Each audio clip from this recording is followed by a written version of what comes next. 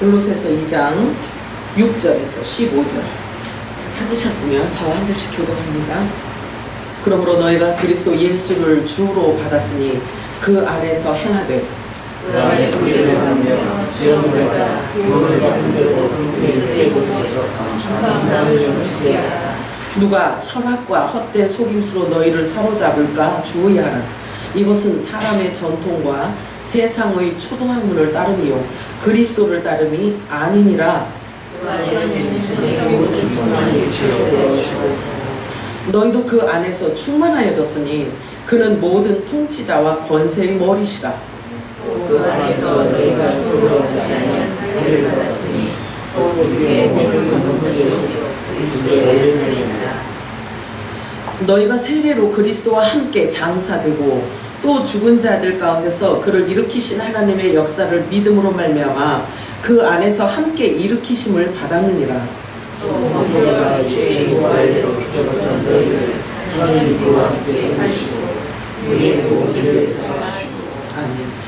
우리를 거스르고 불리하게 하는 법조문으로 쓴 증서를 지으시고 제하여 버리사 십자가에 못 박으시고 십자가와 문제를 위로하여 그들을 삼으시고 십자가로 그들을 이기셨느니라. 아멘. 네. 본문 자체가 성령님의 음성입니다. 자, 마라나타 세 번 외칠까요? 마라나타, 마라나타, 마라나타. 아멘. 오늘도 성령께서 교인들에게 하시는 음성이 여러분들에게 들려지기를 축복합니다. 오늘 읽은 본문 말씀을 가지고 그리스도의 할례라는 제목으로 우리 함께 은혜를 나눠보도록 하겠습니다.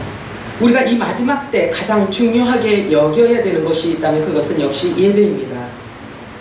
예배에 성공하면 영적인 승리인 것이에요. 내가 구원받지 못한다면 그 어떤 것도 다 헛것이 될 것이기 때문입니다. 내게 영적인 부흥이 없다면, 내게 영적인 회복이 없다면 아무것도 아닌 삶을 살아가고 있는 것이나 다름없는 것입니다. 우리의 영적 부흥은 예배의 회복입니다. 예배란, 참된 예배란 말씀으로 주님과의 관계를 확인하는 것이 진정한 예배인 것입니다. 내가 좋아서 드려지는 예배, 내가 만족하는 예배가 아니라 아버지가 원하시는, 아버지가 기뻐 받으시는 그런 예배의 회복이 우리가 살 길인 것입니다. 너희가 내 이름으로 두세 사람이 모인 곳에는 나도 너희들 중에 있겠다라고 말씀하셨습니다. 하늘에 속한 교회, 예수 그리스도의 지체들의 모임을 말씀하고 있는 것입니다.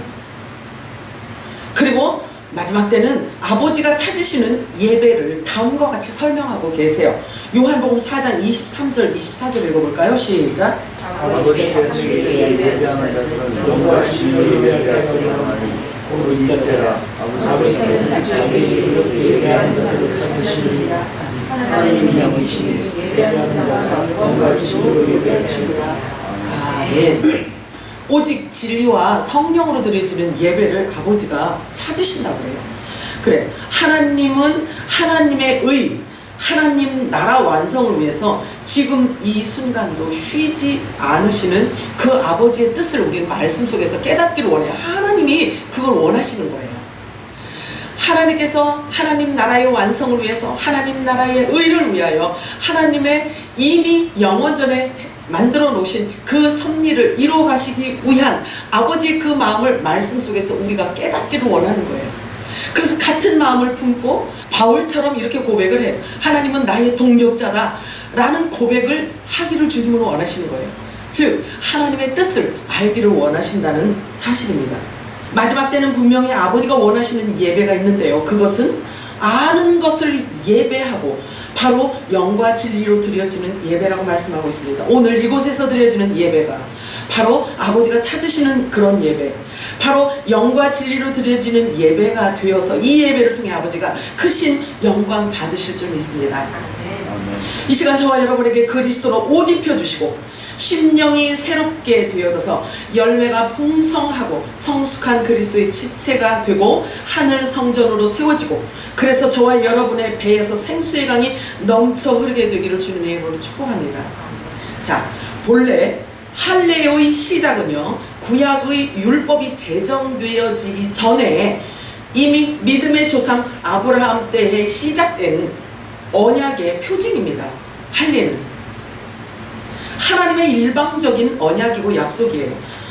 내가 너와 다음과 같은 언약을 할 것이다. 그러므로 너는 내 말에 순종하라. 즉 너는 내 앞에서 행하여 완전하라. 하나님께서요, 율법이 없을 때에 아브라함에게 찾아오셔서 하신 말씀이에요. 창세기 17장 1절에서 4절 읽도록 합니다. 시작.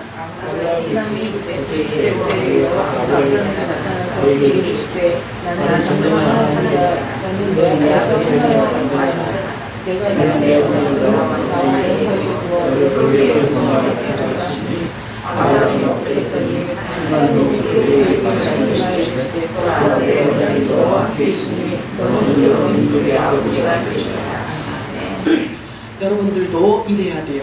우리의 믿음의 조상인 아브라함이 하나님의 말씀이 들려질 때 말씀 앞에서 엎어졌다고, 무릎을 꿇었다라고 하는 거예요.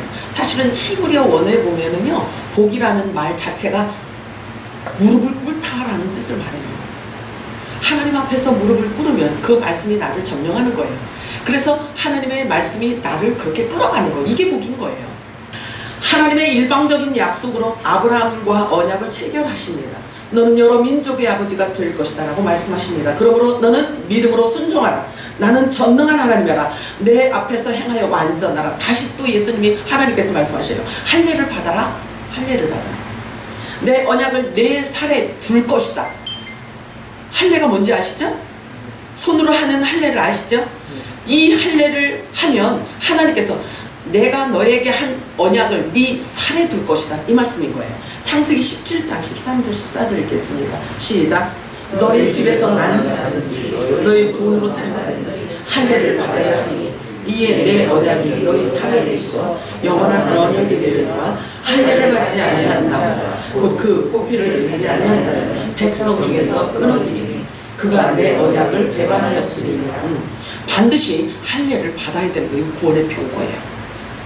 다시 말해 할례는 하나님과 영원한 언약의 표징으로 주신 것입니다. 구원의 표인 겁니다. 이 할례는 율법이 제정되어지기 전에 주신 언약의 표징인데 아무라도 할례를 받지 않으면 언약의 배반자로 여기시겠다고 아예 선언을 해놓으신 거예요.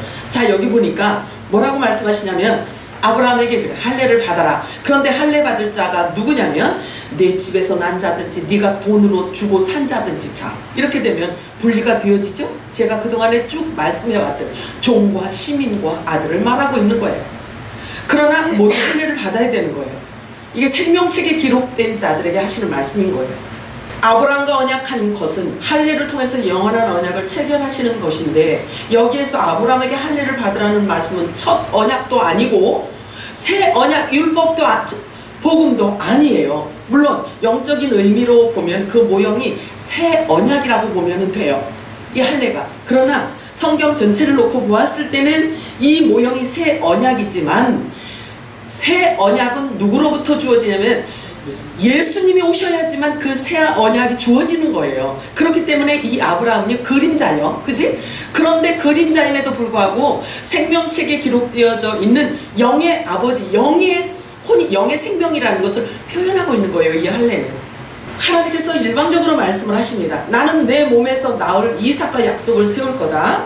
사라가 내게서 낳아줄 그 이삭과 영원한 언약을 세울 것이라고 말씀하고 있어요.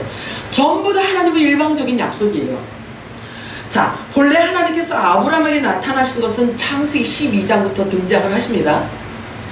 그래서 말씀을 하셔요. 언약하셔요. 내가 너로 큰 민족을 이루게 할 것이며 너는 복의 근원이 될 것이다. 너는 복 자체가 될 것이다. 이렇게 약속을 해요. 12장에서. 창세기 12장에서. 그리고 또 15장에 또 나타나셔요. 15장에 또 아브라함을 찾아오세요. 자, 창세기 15장 5절에서 7절 읽겠습니다. 시작. 그를 이끌고 걸어나가시되 하늘을 걸어 그에게 이르시되 내 자손이 이와 같으리라. 아브라함과 여호와는 이와 어디서 우리에게 이르시고 또 그에게 이르시되 나는 이 땅을 내게 주어 수를 성취하려고 너를 갈대아인을 위해서 성전을 여호와라. 아멘.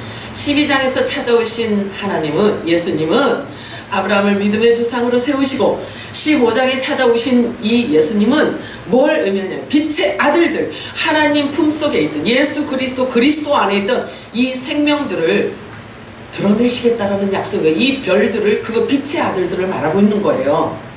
여호와의 말씀을 믿는 아브라함을 의인으로 인정을 하시고 의인의 자손들을 하늘의 별로 상징하여 보여주시면서 약속하시는 장면인 거예요. 즉 믿음의 자손들을 말씀하시는 장면입니다. 그런데 이렇게 엄청난 하나님께서 약속을 해주셨음에도 불구하고 어찌된 일인지 어떤 일이 일어나질 않는 거예요. 10년이 지나도 어떤 일이 일어나질 않아요. 전혀 아무 일도 일어나지 않아요. 그래서 사라가 마음이 급해졌어요. 조급해지기 시작했어요. 이러다가는 정말 무자식이 되어버리고 마는 거 아닌가? 그러면 하나님의 뜻을 우리가 이루는데 불순종하는 거 아닌가? 해서 자기 생각, 인간의 생각과 인간의 방법을 도모하게 됩니다. 마음이 급하니까. 하나님께서 주신 약속은 있고 열국의 아비가 되겠다라고 약속은 주셨는데 자식이 없으니 어떡하냐고요. 그래서 어쩔 수 없이 내가 하나님을 도와드려야지 하고 사람의 생각으로 애굽 여인 이 사라의 종을 아브라함을 통해서 자식을 낳게 합니다. 이것은 종으로부터 낳은 종이에요. 이 사실을, 이 율법의 대가인 바울이 이것을 정확하게 표현해주고 있어요. 자, 그래서 우리는요, 신약 성경 전체는요, 구약 성경의 율법을 풀어서 얘기해 주는 거예요. 우리가 알 만큼, 우리가 필요한 만큼 풀어서 얘기해 주는 게 서신서예요. 신약이에요. 그렇다고 구약이 필요 없는 건 아니에요. 아시죠? 자, 이러다가는 정말 무자식이 되어버리고 마는 것 아닌가. 그러면서 하나님의 뜻을 이루지 못하면 어떻게 하나고 조급해서 하나님의 뜻을 이루기 위해서라도 어쩔 수 없이 내가 도와드려야지 하고 사라는 자신의 생각을 하나님도 기뻐하실 거라. 이게 지금 종교생활하는 사람들하고 똑같은 거예요. 이렇게 하면 하나님이 기뻐하실 거야. 이런 예배를 드리면 하나님이 좋아하실 거야. 내가 마음이 기쁘니까 하나님도 기쁘실 거야. 내 마음대로 드려지는 이 예배, 이거 하나님이 원하시지 않아요. 그래서 이 사람은 육체의 방법, 사람의 방법을 택하기로 결정하고 자신의 여종인 애굽 여인 하가를 통해서 아브라함의 자손을 낳게 됩니다. 하지만 17장에 하나님께서 다시 찾아오셔요. 다시 찾아오십니다. 99세 때 다시 찾아오세요. 자, 17장 4절 5절 한번 읽어볼까요? 시작! 보라, 내 언약이 너와 함께 있으니 너는 여러 민족의 아버지가 되리라. 이제부로는 내 이름을 아브라함이라고 아브라함이라. 이는 내가 너를 여러 민족의 아버지가 되게 합니다. 이름부터 바꿔주세요. 그리고 다시 명령을 하십니다. 할례를 받으라고요. 이것이 너와 너희 사이의 언약의 표징이라. 믿음의 자손들, 의의 자손들, 하나님의 아들들과의 약속하는 장면이에요. 사실은요, 이 아브라함에 대한 기록을 보면요, 성경 66권 전체를 다 아우르고 있어요. 누구를 구원해주고, 누가 아들이고, 누가 종이고, 누가 신인지 그것을 다 드러내고 있는 거예요. 자, 17장, 창세기 17장 9절에서 11절 읽어볼까요? 시작! 하나님이 또 아브라함에게 이르시되 그런즉 너는 내 언약을 지키고 내 후손도 대대로 지키라. 너희 중 남자는 다 할례를 받으라. 이것이 나와 너희와 너희 후손 사이에 지킬 내 언약이니라. 너희는 표표를 베어라. 이것이 나와 너희 사이의 언약의 표징이니라. 자, 누구만 할례를 받으라고 해요? 남자만. 네, 그렇습니다. 자, 남자의 머리는 그리스도이고요, 그죠? 자, 여자의 머리는 남자요, 남자의 머리는 그리스도요, 그리스도의 머리는 하나님이요. 그렇습니다. 그래서 남자만 할례 받으라고 하잖아요. 영원한 생명, 영의 생명들만 할례를 받으라고 지금 말씀하고 있는 거예요. 자, 그렇다면 이 남자는 예수 그리스도의 지체를 말하고 있어요. 빛의 자녀를 말하고 있는 것입니다. 이렇게 시작된 것이 할례예요. 아브라함이 하나님의 말씀을 믿었더니 의로 여겨주셨고 그 의로운 아브라함과 언약을 체결하신 것입니다. 이것은 우연이 아니에요. 왜냐하면 창세기 14장에 아브라함이 14장에 어떤 일이 있냐면요, 성찬식을 합니다. 성찬식.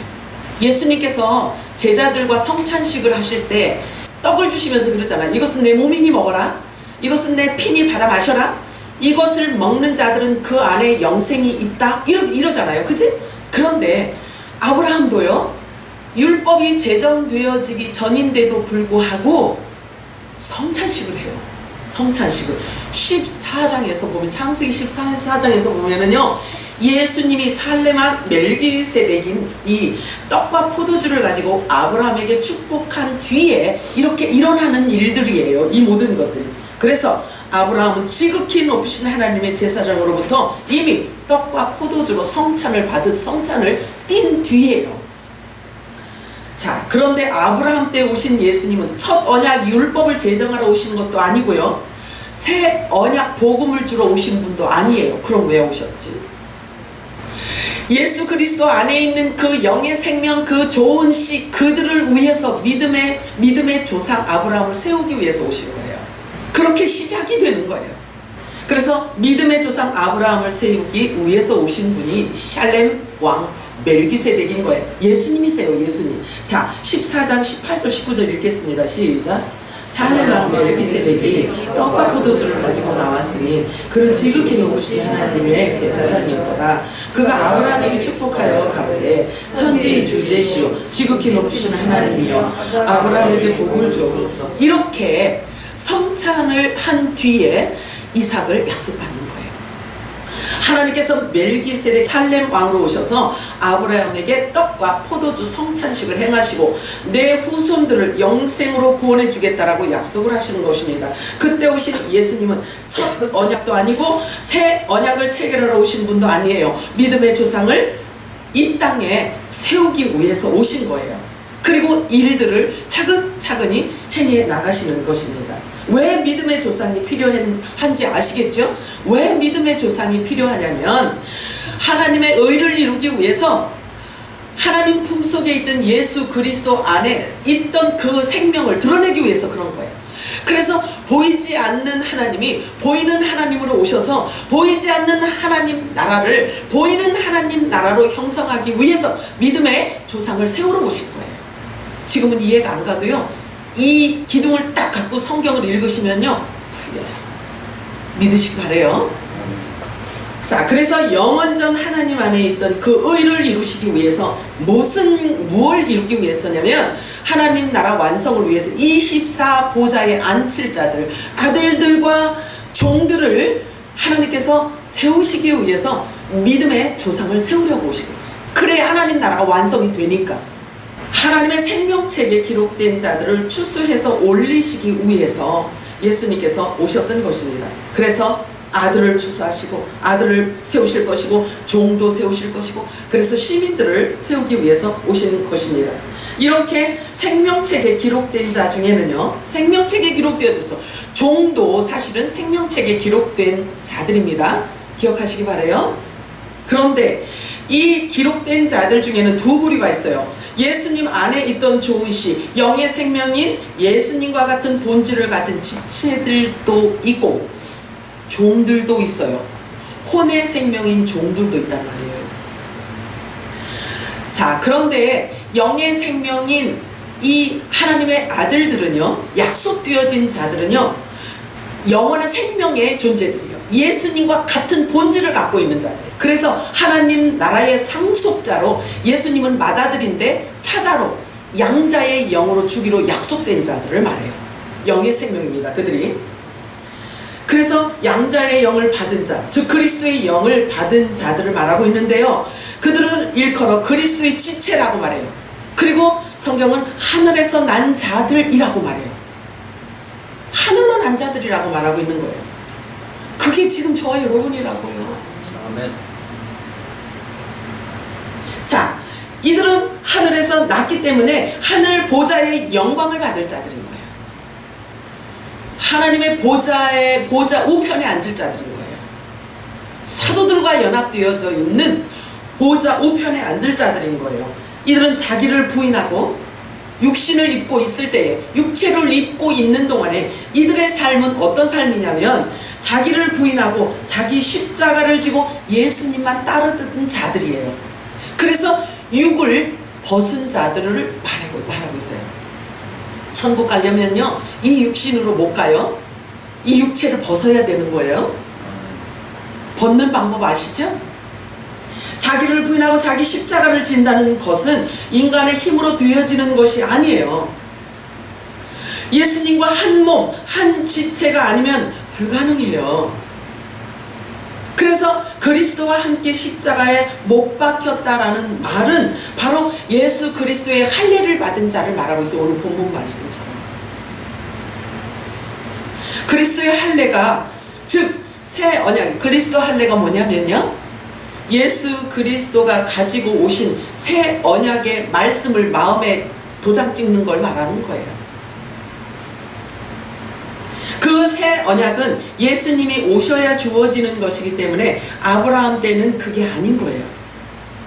물론 성찬식은 하였지만, 자, 어린 양의 생명책에 있는 이들을 세우기 위해서 먼저 믿음의 조상을 세우시기 위해서 예수님이 오셨던 것입니다. 그리고 아브라함과 횃불 언약을 체결하세요. 그때부터 이제 하나님께서 착착 아브라함을 통해서 일해 가셔요. 횃불 언약을 약속하시고 자녀를 주겠다고 약속하시고 제사장 나라 조상인 이 땅에 자녀들을 주시겠다 약속하시고 그 약속을 이루어 가시는 게 지금까지 일이란 말이에요. 지금까지. 그래서 아브라함의 4대 손을 이 마지막 때 이 땅의 아모리 족속들의 죄악이 관영하여 가득 찼을 때, 아모리 족속이 지금요, 아모리 족속들이 세상을 점령하고 있는 거예요. 그래서 이들이 죄악이 세상에 가득하잖아요. 그러면 아브라함하고 약속이 체결되어진 아브라함의 4대 손을 이 땅으로 돌아오게 해주겠다라고 약속해요. 4대 손이 누군지 알죠? 예수님 초림 이후 재림까지의 그런 자들을, 구원받는 자들을 4대 손이라고 말씀을 하고 있는 것입니다. 지금 이 마지막 때에 그렇다면 그들을 내게로 돌아오게 하리라 라고 주님께서 말씀을 하셨는데요, 사실은 이 말씀이 바로 성경 전체의 정체성을, 사실은 그 맥이에요. 아브라함과 약속한 이 약속이 사실은 성경 전체의 정체성을 드러내주고 있는 거예요. 누구인지를 알 수 있도록 하신 거예요. 자, 그러면 지금 이 마지막 때라는 것을 무엇으로 알 수가 있는가요? 우리가 절기로 알 수 있고, 아모리 족속의 죄악이 가득해졌기 때문에 어두울 대로 어두워진 지금 세상을 보면서 우리는 알 수가 있어요. 그래서 지금 이 마지막 때라는 것을 우리는 알게 됩니다. 세상 사람조차도 세상이 말세라고 말로 막 이렇게 하잖아요. 자, 그런데 보세요. 지금 가나안 땅에 있는 그 우상들이 교회 안에 가득 채워졌는데 혹시 그거 깨달아지나요?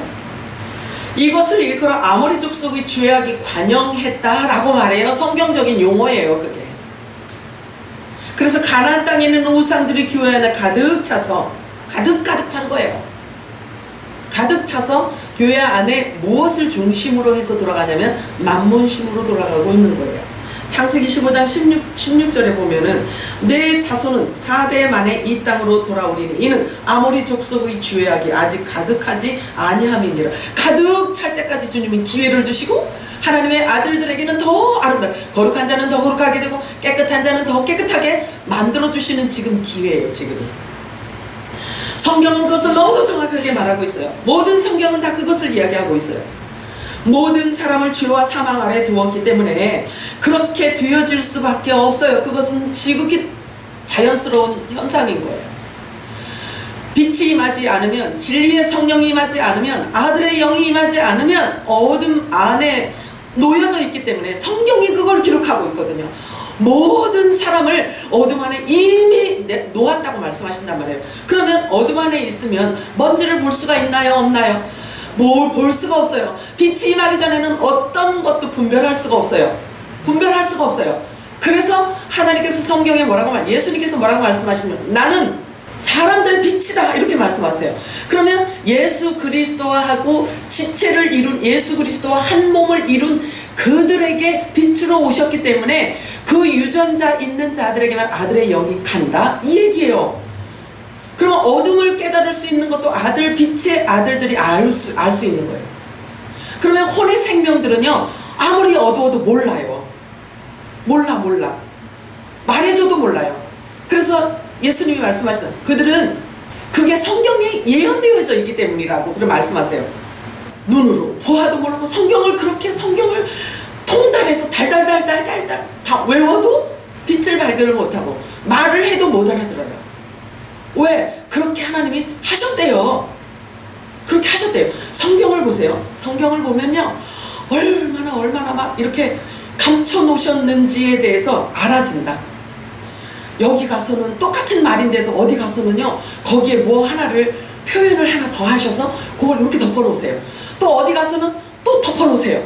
똑같은 말인데도요 이렇게 덮어놓는다. 왜? 왜 그럴까요? 아들들에게만 주려고 그러시는 거예요. 아들들에게만. 그래서 이 빛의 아들들을 일으켜 깨워놓고 세워놓고 부활시켜놓고 그 생명의 아들들을 통해서 그 살려주는 영을 그 입을 통해서 드러내려고. 그래서 죄사함을 빛의 아들들에게 주신 거예요. 죄사함의 권세를 우리들에게 주신 거예요. 그게 뭐예요? 성령 세례인 거예요. 성령 세례 받은 자들에게 주신 권세, 아들에게 주신 권세예요. 하나님께서, 예수님께서 말씀하셨죠. 나는 아버지가 하늘의 권세, 땅의 권세를 다 내게 주셨다. 이렇게 말씀하셔요. 그러시면서 빛의 아들들에게, 본래 예수 그리스도 말씀 안에 있던 생명들에게, 저와 여러분에게 뭐라고 말씀하시면 성령을 받아라. 그렇게 말씀하세요. 그리고 성령을 받으니까 뭐라고 하시냐면 죄사함을 너희들에게, 죄사함의 권세를 너희들에게 줬다. 그래서 너희들이 죄를 사하면 사하여질 것이고 그대로 두면 그대로 있다는 거예요. 이 엄청난 사실, 이 권세를 저와 여러분에게 허용하셨다는 사실이에요. 자, 이 사명을 우리가 감당하지 못하잖아요. 그러면 직무유기죄예요. 기도 많이 하셔야 돼요. 중보기도 많이 하셔야 돼요. 많은 것 받았다고 좋아할 게 아니라 많은 것 받은 자에게는 많은 것을 요구하신다고 하셨거든요. 하나님께서 죄를 사는 권세 받은 아들들에게 어떤 걸 요구하실까요? 열매를 요구하시는 거예요. 열매를.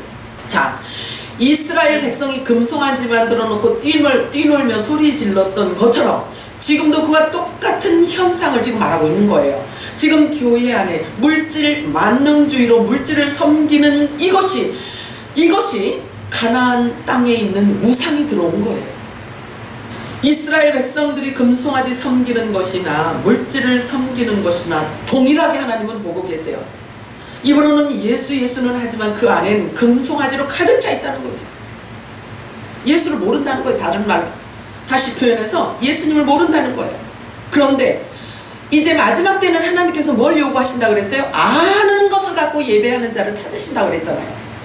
예수를 모르면서도 말씀이, 새 언약의 말씀이 뭔지도 모르면서 입으로만 예수 그 안에는 우상으로 가득 채워 있고 그 안에는 만문신으로 가득 차 있는데 하나님은 그거를 아실까요? 모르실까요? 알아요. 사람의 눈은 속일 수 있지만, 외모를 통해서 사람을 속일 수는 있지만, 천하의 가장 믿음 좋은 자인 것처럼 할 수는 있지만 하나님은 속일 수가 없는 거예요. 진리의 성령께서 와 계시면 그 진리의 성령 자체가 하나님의 아들이라는 것을 드러내주기 때문에 바뀔 수밖에 없어요. 사고가 바뀌고 생각이 바뀌고 마음이 바뀌고 관점이 바뀌고 언어가 바뀌고 모든 것들이 다 바뀌게 되어 있어요. 하나님의 아들이라고 하면서, 성령이 임하였다고 하면서, 성령 세례가 임하였다고 하면서, 하나님의 아들의 영이 임하였다고 하면서, 내 안에 하나님의 나라가 임하였다고 하면서, 죄의 삶을 받았다고 하면서, 하나님을 내 아버지라고 부르면서 입은 그렇게 말하는데 열매를 맺지 못하면 하나님은 열매를 거두시는 분이거든요. 말을 원하지 않으세요. 말을 원하지 않으세요. 자, 그런데 하나님께서 우리들에게 또 소망을 주십니다. 성경에 보면은, 그러나 그들 중에서도 나는 내 백성을 내게로 돌이킬 것이다. 그래서 예수님께서 말씀하시잖아요. 아버지가 나에게 붙여준 자는 내가 마지막 날 한 사람도 놓치지 않을 것이다 라고 말씀하세요. 저기 무인도 같은 섬에서 가서 산다 하더라도 예수 그리스도의 지체, 영의 생명을 갖고 있는 자라고 한다면 그도 하나님이 데려가신다. 내가 나의 택한 자들을 내게 돌아오게 할 것이라 라고 말씀하십니다. 그것이 아브라함의 4대 손을 말씀하고 있는 거예요. 이스라엘의 영적인 장자권을 받은 요셉의 첫 단들이 바로 하나님의 자녀들인 거예요. 예수님이 장자시잖아요. 그치? 예수님이 장자이시기 때문에 예수님의 지체들을 요셉의 한 단에 속한 자들이라고 말하는 거예요. 그 한 단에 속한 자들을 말하는 거예요. 그들에게는 그리스도의 할례를 받게 되어 있는 거예요. 언제 할례를 받아요? 언제 할례를 받나요? 언제? 예수님이 오셔서 죽으시고 부활하시고 승천하시고 오순절날에 이른 비가 임한 그들 성령 세례 받았어요. 자, 그리고 마지막 때 늦은 비로 임하는 그들, 저와 여러분을 말하고 있어요. 그들이 바로 아브라함의 영적 4대손인 것입니다. 아브라함의 4대손은 예수 그리스도 초림부터 재림 때까지를 하나님의 아들들을 말하고 있습니다. 그들이 바로 예수님이 공중 강림하실 때 공중으로 휴거되는 자들을 말하고 있어요. 알고 싶나? 그들이 바로 우리인 것입니다. 그런데 우리를 통해서 하나님께서는 이 땅에 거두실 열매들이 있다고 말씀하십니다. 그래서 우리들에게 말씀을 주셨다라고 말씀해요. 화목해 하는 말씀을 우리들에게 맡겨주셨대요. 그래서 우리는 입만 꼭 다물고 있는다고 되는 게 아니에요. 입을 열어 화목, 새 언약의 약속의 말씀을 전해야 돼요. 이게 살려주는 영으로 저와 여러분의 입을 통해서 나가야 되는 거예요. 즉 하나님의 종들에게 전해줘야 될 사명이 우리들에게 있는 거예요. 화목해 하는 말씀을 우리에게 맡기셨다고 말씀하십니다. 성경은 분명히 말씀하고 있습니다. 야곱의 남은 자손 하나님의 종들은 이 땅에서 아무리 회개하고 울고불고 아무리 회개하고 울고불고 해도 안 돼요. 혼의 생명이기 때문에 그렇습니다. 그래서 그 마음에는 세상 것으로 가득 차 있기 때문에 그리스도로 할례를 받을 수가 없어요. 할례를 받지 못합니다.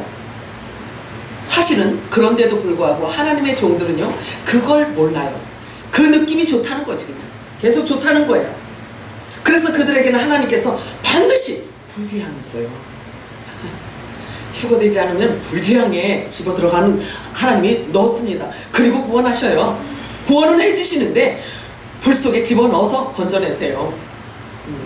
왜냐하면 육으로 갈 수는 없기 때문에.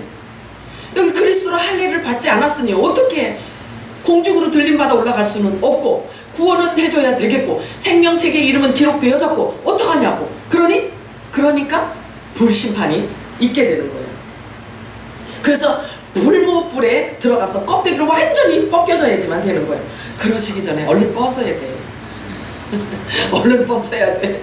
육으로를 못 가니까 빨리빨리 벗으시기 바래요. 빨리빨리 말씀 앞에 엎드려지고 말씀 앞에 순복하고 말씀이 떨어지면 아멘으로 받고 자꾸 그 생명을 받아서 육을 벗으시기 바랍니다.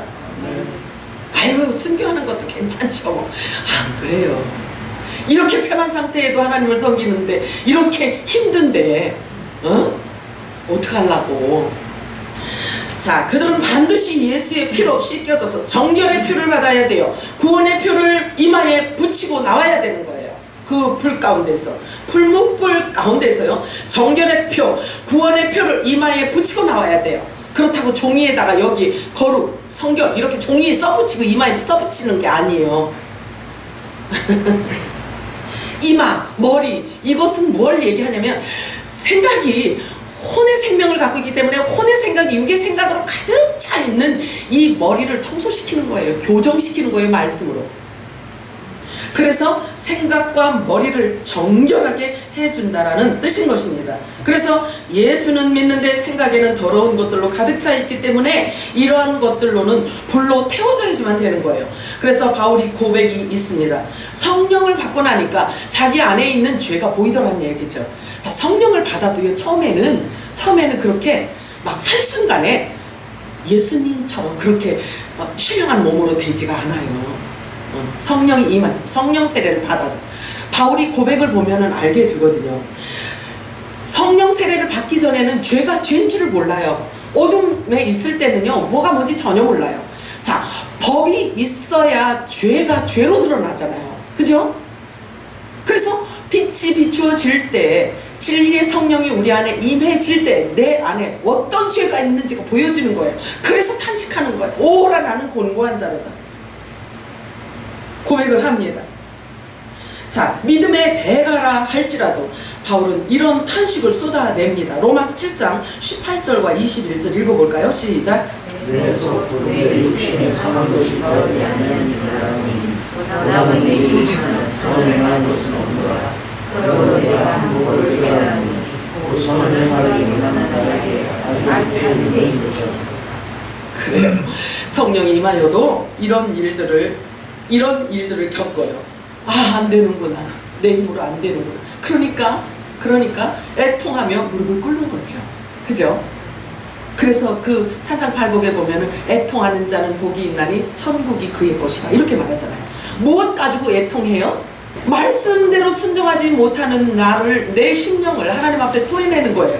그런 자가 복된 자라는 거예요. 자, 디모데전서 1장 15절 읽겠습니다. 시작.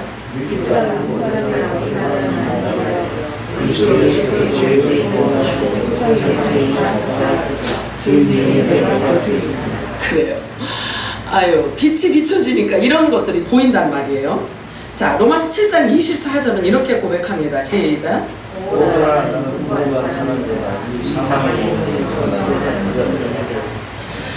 자, 성령 세례 받기 전에는 자기 속에 있는 그 더러움을 전혀 몰랐어요. 빛이 없으니 어둠에서 무엇을 발견할 수 있겠어요? 없었단 말이에요. 그런데 법 앞에 있으니 빛이 임하니 자기 죄가 죄로 드러난다는 것을 이렇게 고백하고 있는 것입니다. 그런데 그것이 하나님을 잘 섬기는 것으로 바울은 생각했잖아요. 그래서 열심히 특심이어서 예수 믿는 자를 잡아 죽이러 다녔잖아요. 그런데 성령 세례를 받고 나니까 자신의 속에 있는 죄가 얼마나 더럽던지, 자신의 의로 충천했던 자신의 모습이 드러나는 거지요. 죄의 덩어리였음을 알게 되는 것입니다. 그래서 죄가 있는 곳에 은혜가 임한다라고 이렇게 고백을 하는 것입니다. 그러므로 어떤 누구라도 자신의 힘으로는 도저히 불가능합니다. 의인이 될 수가 없습니다. 자, 그래서 율법은 메시아 그리스도가 필요합니다 라는 결론을 얻어야 돼요. 깨달아야 돼요. 그래야 그리스도를 찾지, 복음을 찾지요. 그 결론을 얻지 못하면요, 다 헛된 것을 쫓아가게 되어 있어요. 그러면 그 율법은 쓰면 쓸수록, 붙잡으면 붙잡고 있을수록, 시간이 가면 갈수록 더욱더 부패되어지고 진리로부터 더 멀어질 수밖에 없다라고 성경은 말하고 있습니다. 바울은 그 사실을 너무도 잘 알고 있었기 때문에, 자신이 경험했기 때문에 절절하게 말씀을 통해서 우리들에게 얘기해주고 있어요. 자, 골로새서 2장 6절 7절 보겠습니다. 시작.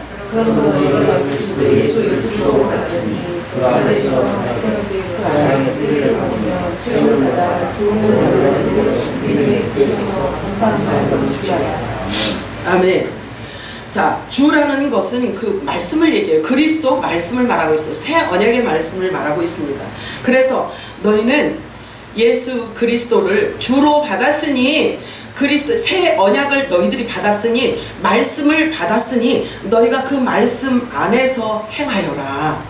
말씀대로 순종하라. 그리고 그 말씀 안에 뿌리를 견고하게 박아야 된다라고 말씀하고 있습니다. 성령 세례 받은 자에게 가장 두드러지게 나타나는 현상은요, 평강 가운데 감사하는 삶이 주어집니다. 하나님의 나라는 의와 희락과 평강이라고 성경은 말씀하고 있습니다. 그러므로 골로새서 2장 9절에서 12절 읽겠습니다. 시작.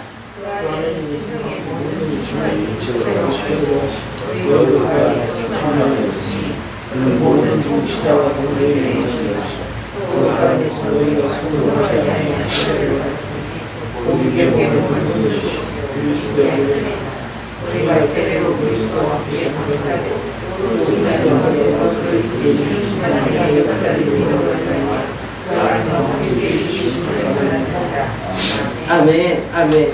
이미 저와 여러분 영이 여러분 안에 새 언약의 말씀이 우리 안에 들어가서 부활로 지금 세워졌다는 것을 말하고 있어요. 성령 세례를 받은 자들에게 주어지는 그 특징인 것입니다. 여기에서는 할례를 육의 몸을 벗는 것이라고 표현하고 있습니다. 그것을 그리스도의 할례라고 하고 있어요. 또 다른 표현으로는 또 세례라고 표현하기도 하죠. 세례라고도 표현을 합니다. 예수님이 받으신 세례는요, 십자가에서 죽으심을 말하고 있습니다.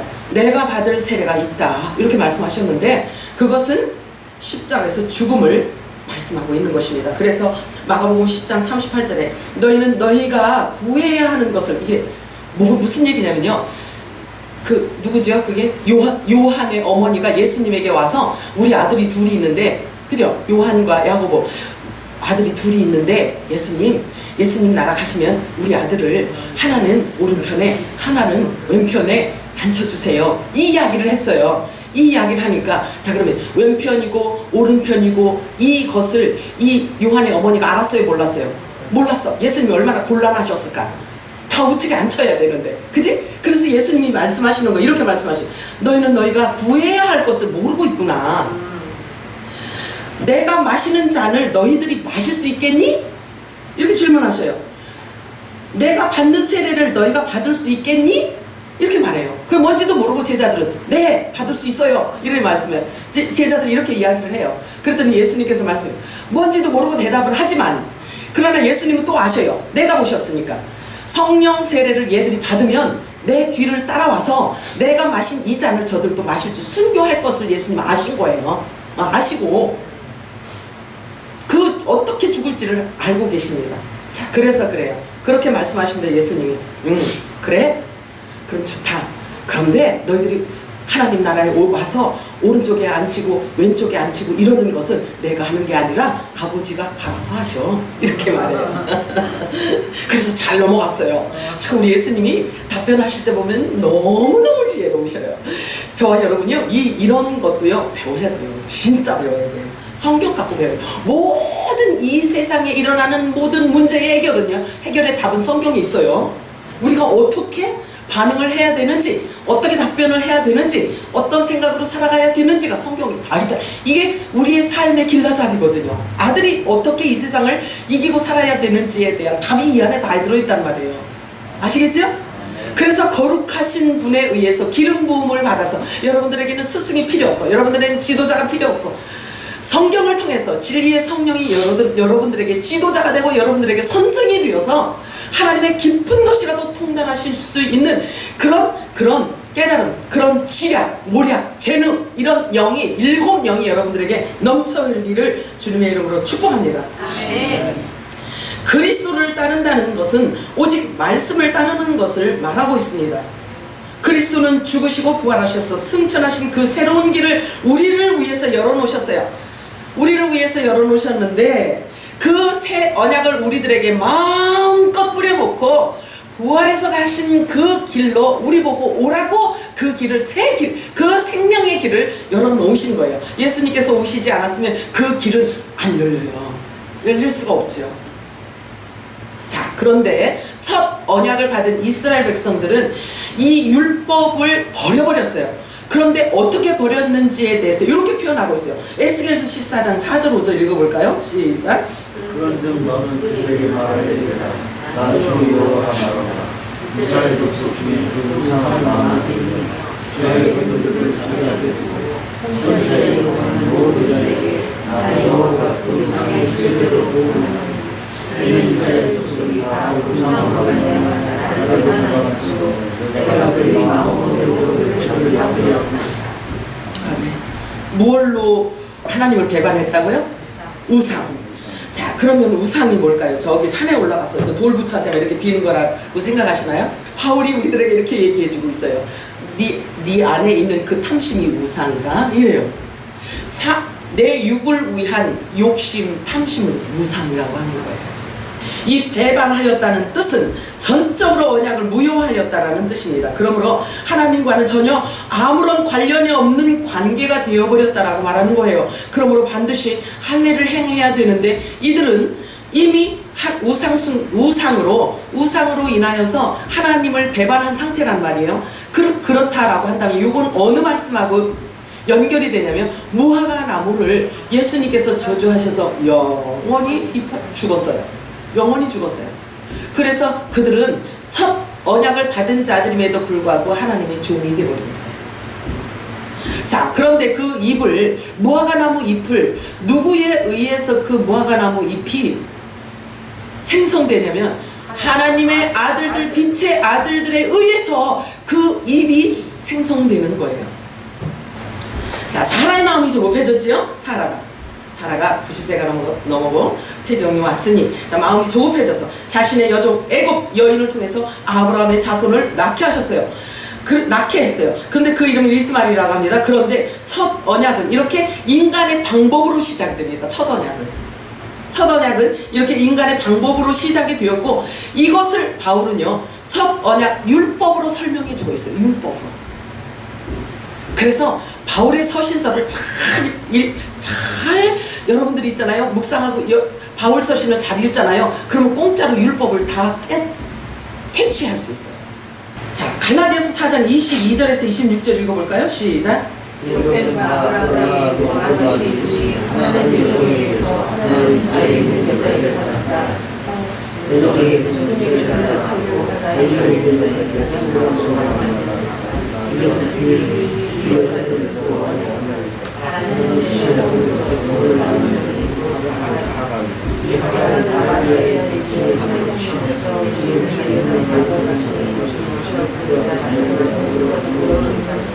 오직 그에 있는 예수는 자유자유 이해가 가시나요? 창세기 아브라함과 약속하고 아브라함의 어떤 이 행적을 우리가 조금 갖다가 우리가 조금 설명하고 이거를 읽어보니까 연결이 되죠? 성경은 그래서 한 권인 거예요. 하나로 연결이 되어 있어요. 다시 말해 여기에 두 여자는 교회를 말하고 있어요. 여자는 교회를 말합니다.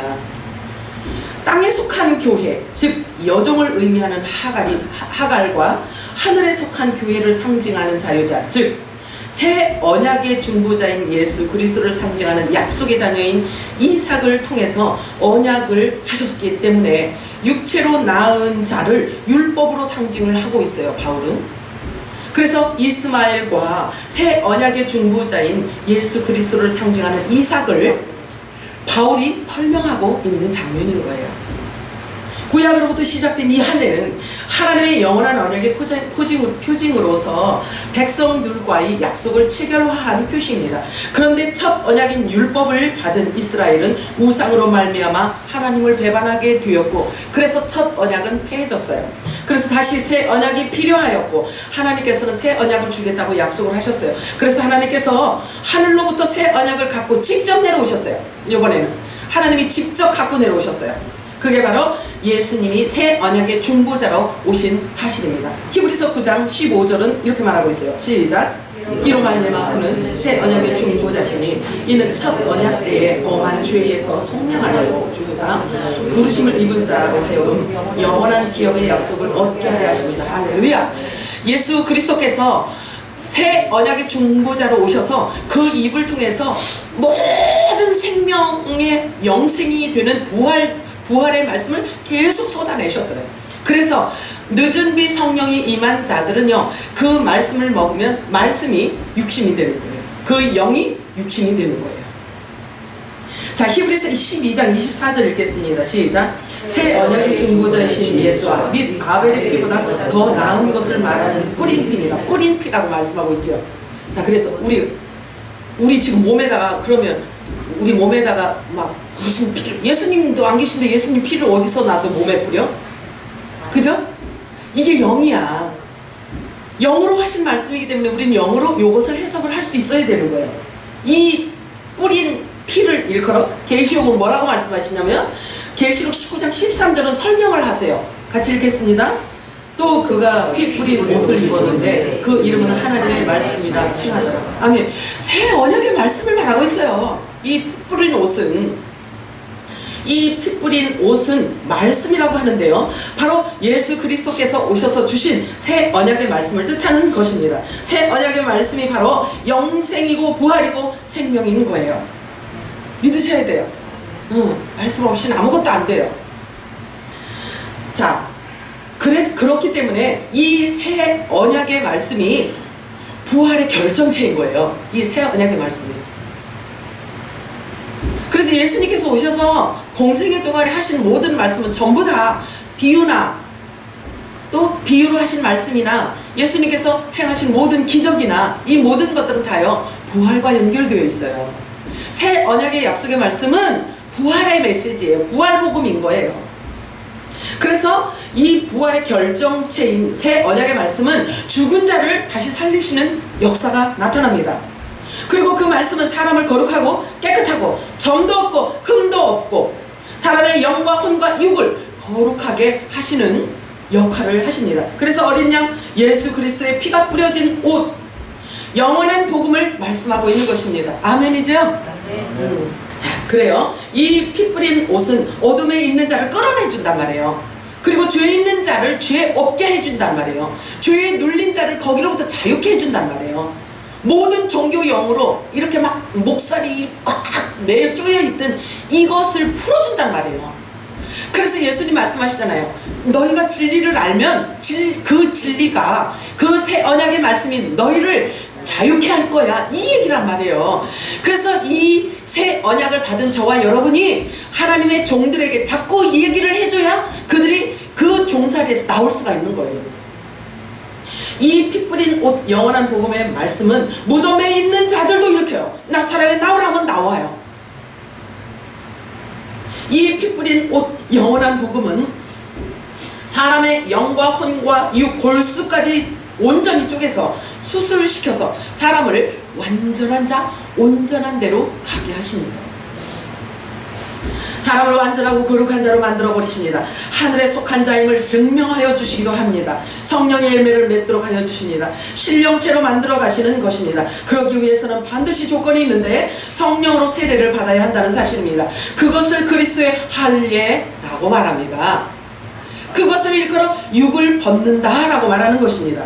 자, 로마서 2장 29절 읽겠습니다. 시작. 오직 이면적 유대인이 유대인이며 할례는 마음에 할지니 영에 있고 율법 조문에 있지 아니하는 것이라. 그 칭찬이 사람에게서가 아니요 다만 하나님에게서니라. 할렐루야. 새 언약의 말씀은 붙들고 있으면 이렇게 되는 거예요. 자, 골로새서 2장 11절 한 번 더 읽습니다. 시작. 또 그 안에서 너희가 손으로 하지 아니한 할례를 받았으니 곧 육의 몸을 벗는 것이요 그리스도의 할례니라. 아멘. 자, 할례가 뭔지 이제 알았죠? 자, 갈라디아서 6장 15절 읽겠습니다. 시작. 할례나 무할례가 아무것도 아니로되 오직 새로 지으심을 받은 것만이 중요하니라. 아멘. 그렇죠. 눈에 보여지는 이것은 아무것도 아니라는 거예요.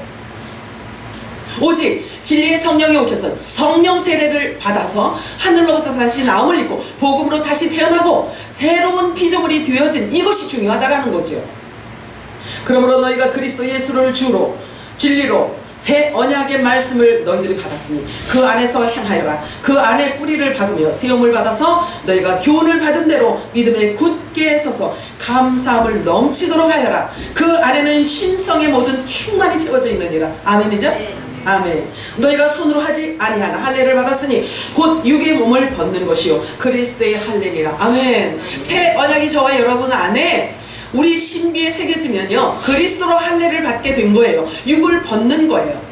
그래서 단번에 죄를 없이 해주시는 우리 주님의 그 피가 저와 여러분을 단번에 죄를 없이 해주시는 거예요.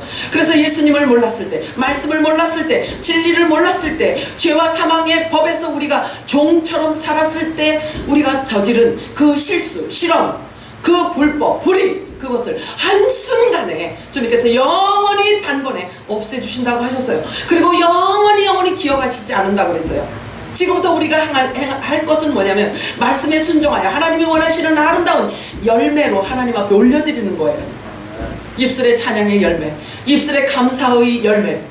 여러분의 심령이 말씀으로 거룩하여지고 깨끗해진 그 모습을 하나님께 드려서 여러분들이 드려지는 찬양과 여러분들이 드려지는 하나님께 드려지는 이 예배가 영과 진리로 드려지는 예배, 알고 드려지는 아는 것을 드려지는 예배, 아버지 마음을 기쁘시게 해드리는 예배, 아버지가 찾으시는 그런 예배자가 다 되어지시기를 주님의 이름으로 축복합니다.